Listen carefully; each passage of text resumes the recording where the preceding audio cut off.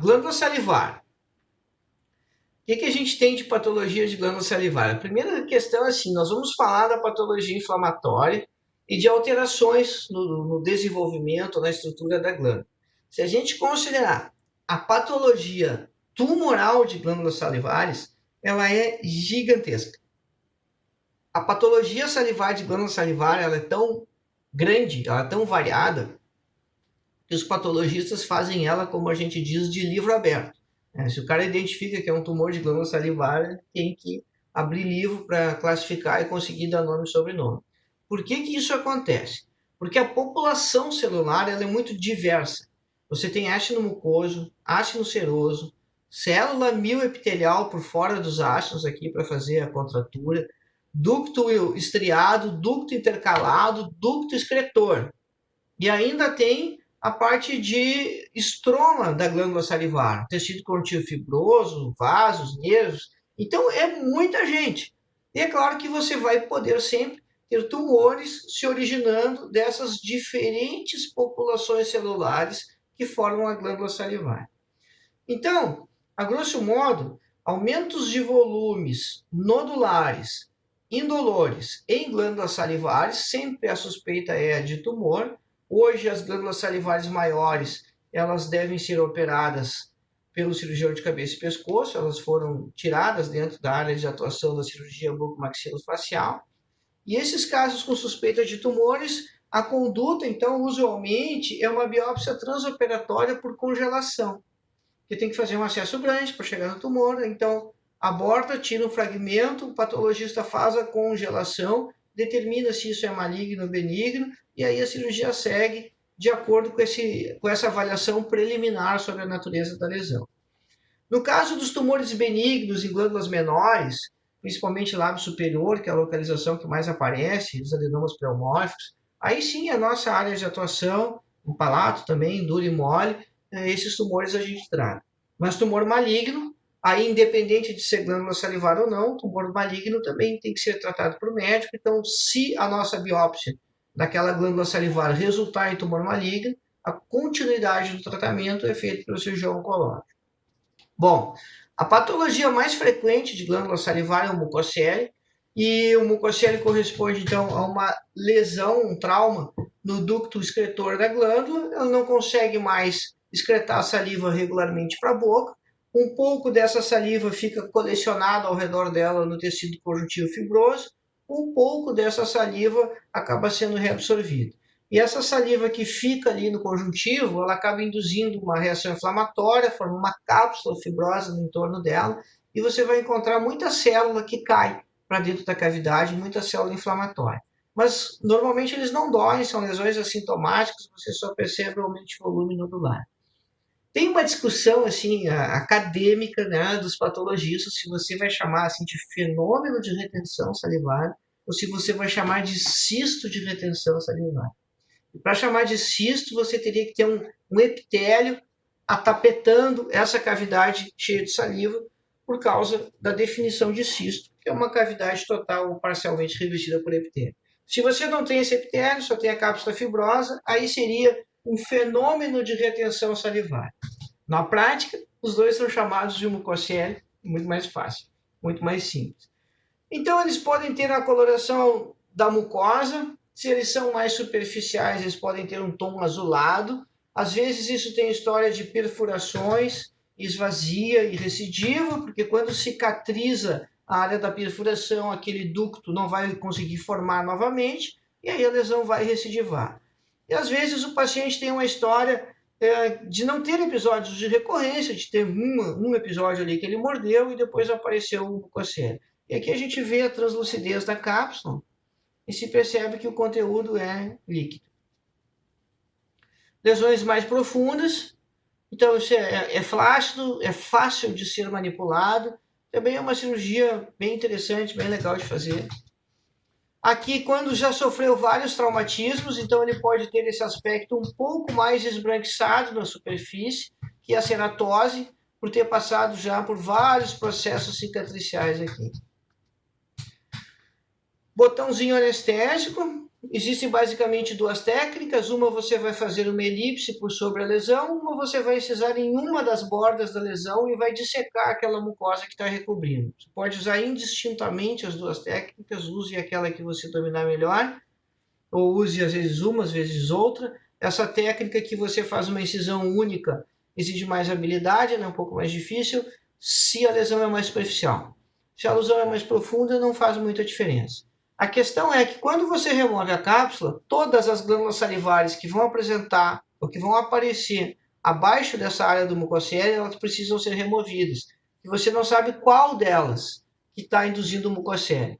E se você tira a errada e deixa que induz o mucocélio lá, a lesão recidiva vai formar de novo.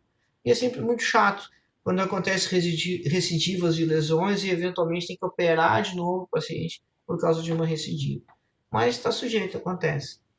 É muito frequente em jovens, principalmente em jovens que usam aparelho ortodôntico, diferente desse caso, que é um senhor que lembra perfeitamente o dia que ele estava manejando a PPR dele e o lábio enganchou nesse grampo aqui.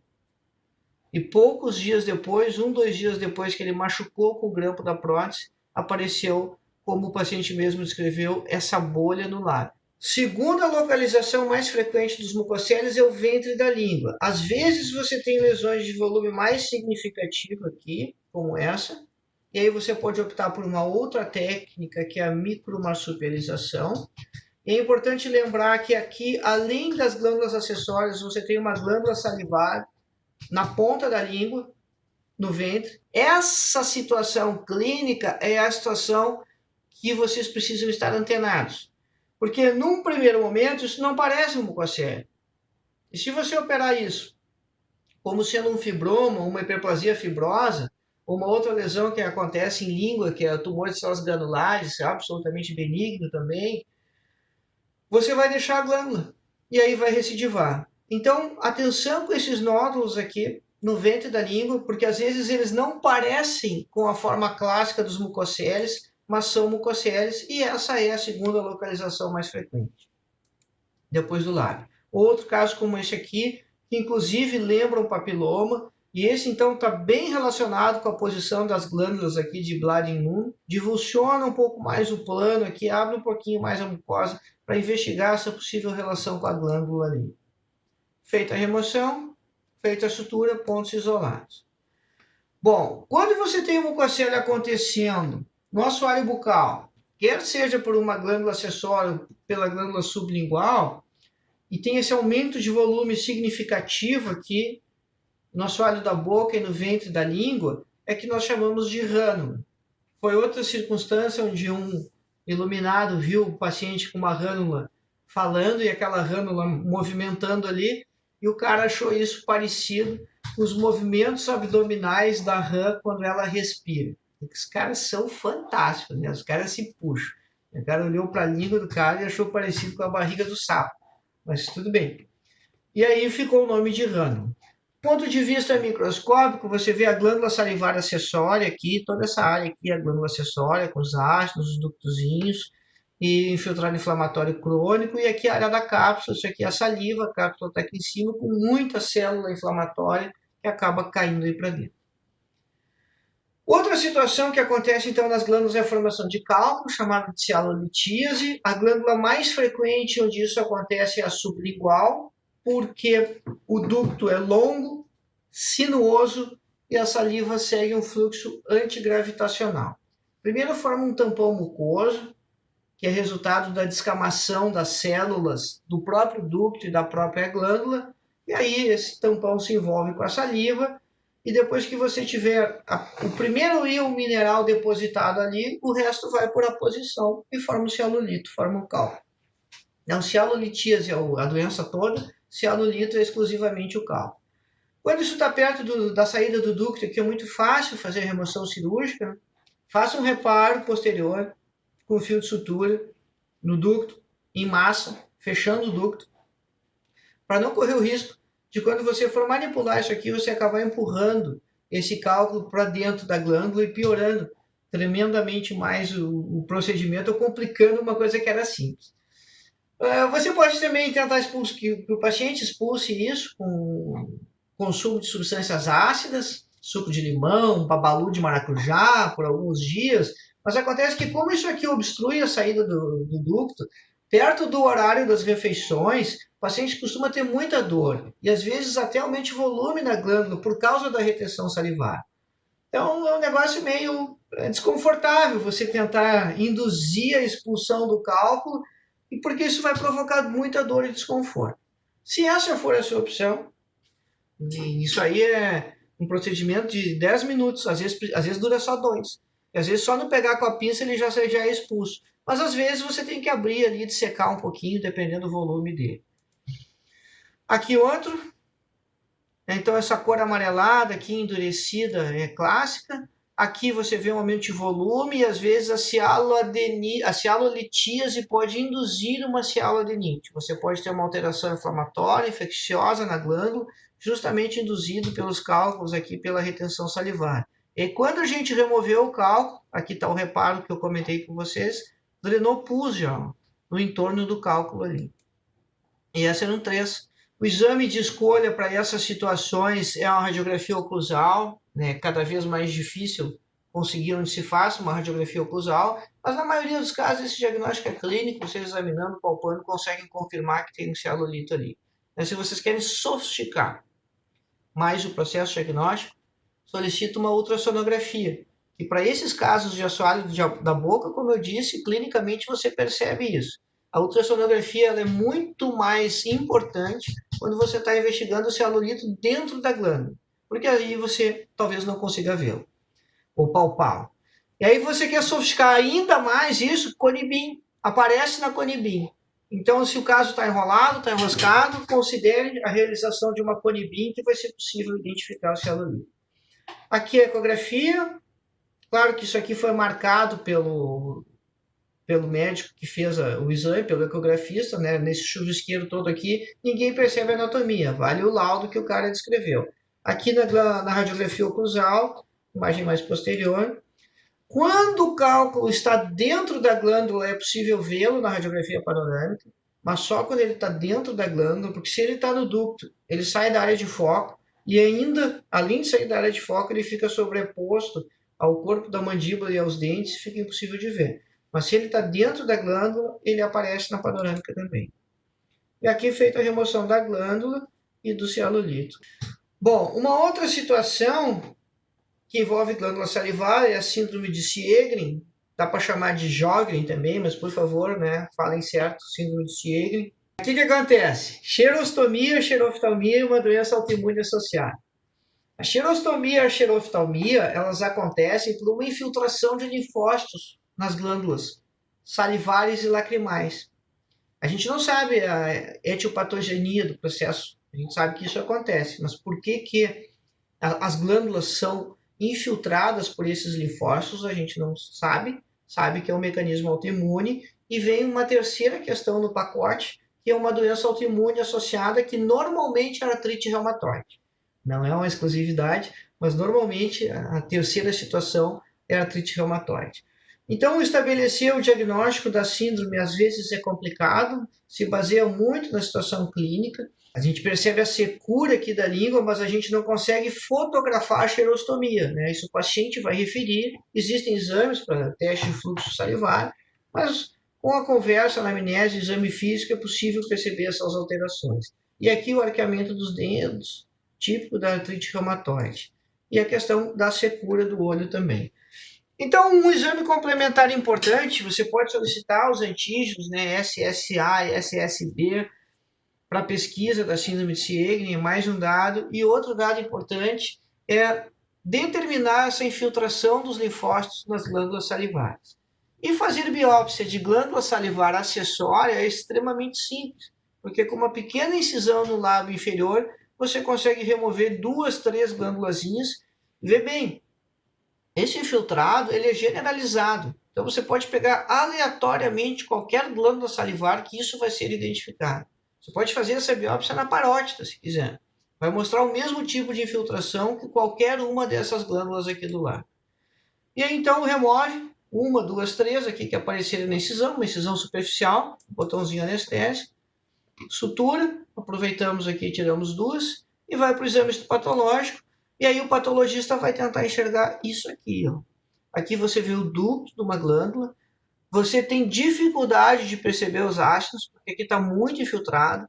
Toda essa população aqui mononuclear é de linfócitos. Então, vai fazer uma marcação, né, 4 milímetros quadrados, você precisa ter mais de 50 linfócitos no foco.